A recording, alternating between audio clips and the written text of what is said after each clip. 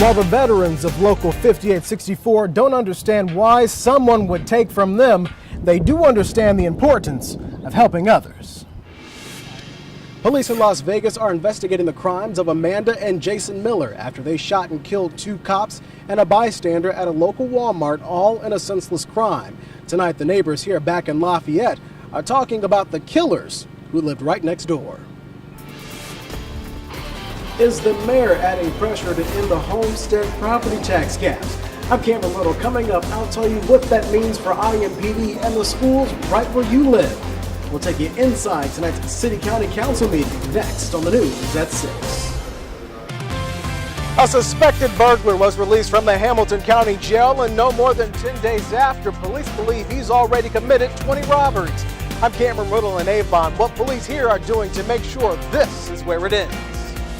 Another shooting leads to another deadly night in Indianapolis.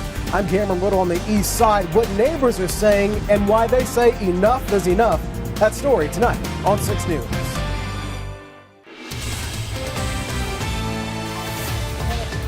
Good evening. This is pretty much ground zero from the destruction that we saw today. We're in the Cameron Meadows neighborhood on the County Line Road of the city's west side, just across the way in Plainfield. The destruction from today's storm continues. Behind me, the cleanup has already begun. You see workers already on this roof that tonight no one will be staying in. Just across the way, the story continues.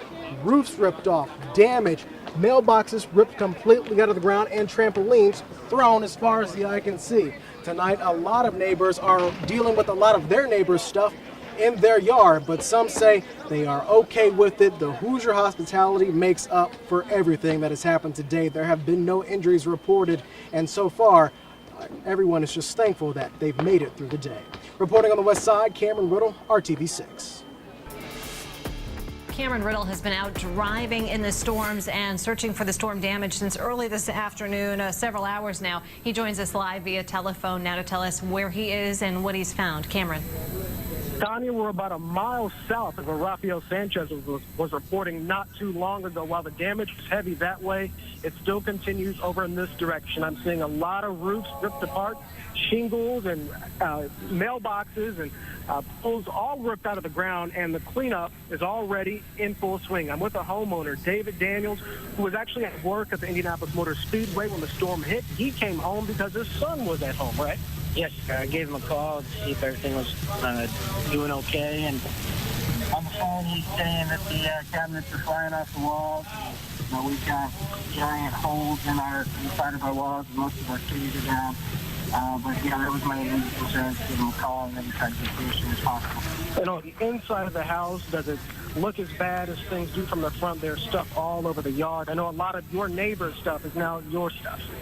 Yes, it's pretty much everywhere on the outside. My grill's gone, and the trees I mulched this weekend are now toppled over, broken. On the inside, it's kind of hard to tell with all the rain coming through. There's the rain coming through the light pockets and the light fixtures.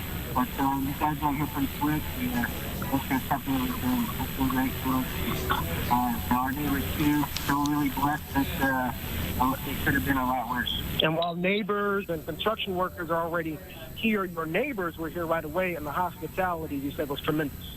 Absolutely. They're reaching out. We got a nice cold Coke in my hand. We're doing well, and everybody's checking on each other and seeing if, we need place to stay or, staying at dinner or anything like that. All right, David. Thank you very much, and good luck to you. Hope everything goes back and works out. Appreciate it. And Todd and Tanya, we are still surveying the damage south of where Raphael is and north of where Ebony is on the Plainfield side of Wasteray Road. But as I said, lots of roofs ripped off, and the damage does continue in this direction. Reporting in Plainfield, Cameron Ridle, RTV6. All right, thank you so much, Cameron. I'm Cameron Ridle. Here's what's making news at RTV6 and theindychannel.com. The Indianapolis Colts will be without wide receiver Levon Brazil, who was suspended for at least 1 year without pay for violating the league's substance abuse policy. Brazil is receiving a full season suspension after he was suspended for 4 games last season with a drug violation. Brazil was in the running among other receivers to possibly make this year's team, but that was looking more doubtful with the drafting of rookie wide receiver Dante Moncrief and the signing of Hakeem Nicks. Brazil has played for the Colts for 2 years with nearly 350 receiving yards and 3 touchdowns. An Indianapolis man is headed to prison for his actions in a reckless homicide hit and run that caused the death of a 6-month-old boy. Yashiron Stafford and his family were visiting Indianapolis, and they were contemplating moving to our city to escape the violence of Chicago. But as Derek Thomas reports, all they got was death and despair. The father of the 6-month-old victim called the defendant a coward, saying he ran instead of offering aid to his dying son. Mr. Shinneman, do you apologize for what happened? Anything at all to say? The defendant was consistently in the Department of Corrections. Shinneman's driver's license is also suspended for 5 years. In Indianapolis, Derek Thomas, RTV 6. Shinneman was on probation for a prior drunk driving case at the time of this latest offense. Funeral arrangements have been set for the Tipton County Sheriff killed last week in a crash. Visitation for Deputy Jacob Calvin will be Sunday from 2 to 8 at Carroll High School in Flora. The funeral will be held at the same place Monday at 11 a.m. Deputy Calvin was killed in a crash while on duty Saturday night. An Indiana man is dead after an accident on a cell phone tower in Kentucky. 28-year-old Joel Metz of Plainfield was killed Wednesday after being decapitated in an accident. Authorities say the 4 workers at the site were replacing booms. Metz and another worker were on the tower, and the other 2 workers were on the ground. The men, who all work for an independent company contracted out by Verizon, authorities say it was a gruesome scene with all 3 survivors witnessing it all. Not too many people are used to seeing that. And it's a guy that you've been working next to, and it could have been him. Nobody else was injured. And they're very much beside themselves.